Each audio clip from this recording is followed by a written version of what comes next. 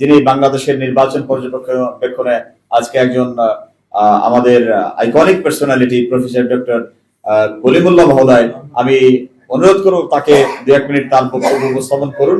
এরপরে আপনাদের যে বক্তব্য আমরা নিয়ে আমরা শেষ করব, প্লিজ। ধন্যবাদ। ধন্যবাদ মাননীয় চাষি ভাই, মঞ্চ উপবিষ্ট আমার প্রিয় ছাত্র আবু সাঈদ, আমার আরেক প্রতিষ্ঠান যেখানে আমি উপাচার্য ছিলাম, প্রফেশনসের ছাত্র মুগ্ধ, তারা যেই স্বপ্ন চোখে নিয়ে জীবনকে উৎসর্গ করেছে তা কম্প্রোমাইজড এবং ড্যাশড হয়ে গেছে ইতিমধ্যে। তার প্রেক্ষাপট পটভূমি চাষি ভাই আপনাদের সামনে তুলে ধরেছেন, আমি তার পুনরাবৃত্তি করব না। এমন অবস্থা দাঁড়িয়েছে যে ডিমের দাম বাড়ছে কেন, এই জিজ্ঞাসা করায় সংশ্লিষ্ট উপদেষ্টা একেবারে টিক্কা খান কায়দায় বলেছেন, আমি কি মেশিন দিয়ে ডিম তৈরি করবো?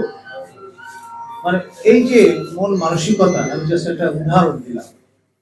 বয়সের ভারের লোকজন একাধিক মন্ত্রণালয়ের দায়িত্বে আছেন, তারা অধিকাংশ সময় অফিসে করেন, এরকম একটি অবস্থা।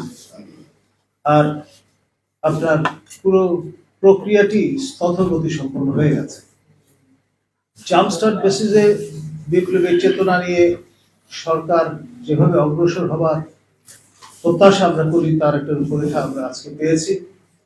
রাষ্ট্র দার্শনিক আহমদ ছফা যদি আজকে জীবিত থাকতেন, আমাদের আরেক রাষ্ট্র দার্শনিক ডক্টর জাফরুল্লাহ চৌধুরী যদি জীবিত থাকতেন, তাহলে আমাদের আজকে এই অবস্থা হতো না। যাই হোক, মানুষ নশ্বর, আমাদের যতটা দিন আমরা সামনে পাবো সেই সময় যাতে আর বিলম্ব না ঘটে, তার বিষয়টি মাথায় রেখেই, আবু সাঈদের মুগ্ধের চেতনা মাথায় রেখে আমাদের চাষি ভাই আজকে যেই রূপরেখাটি তুলে ধরেছেন, তার সঙ্গে আবু সাঈদ ব্রিগেডের পক্ষ থেকে আমরা সংহতি প্রকাশ করছি। আর গত 30টা বছর ধরে দেশে বিদেশে নির্বাচন যাতে শুদ্ধভাবে সম্পন্ন করা যায় সেই লক্ষ্যে কাজ করছি। গত সরকারের সময় এই নির্বাচন নিয়ে কাজ করতে গিয়ে প্রথমবারের মতো পৃথিবীর ইতিহাসে আমরা ডিজিটাল সিকিউরিটি অ্যাক্টের আওতায় মামলার সম্মুখীন হয়েছিলাম। 1.5-2 বছর ধরে আপনার সাইবার আদালতে আমাদের ঘুরতে হয়েছে। আল্লাহর রহমতে আপনাদের দোয়ায় আমরা অবশেষে জয়লাভ করেছিলাম, তা না হলে আজকে কারাগারে আমাদের থাকতে হতো এবং আপনাদের সঙ্গে সম্পৃক্ত বসার সুযোগ পেতাম।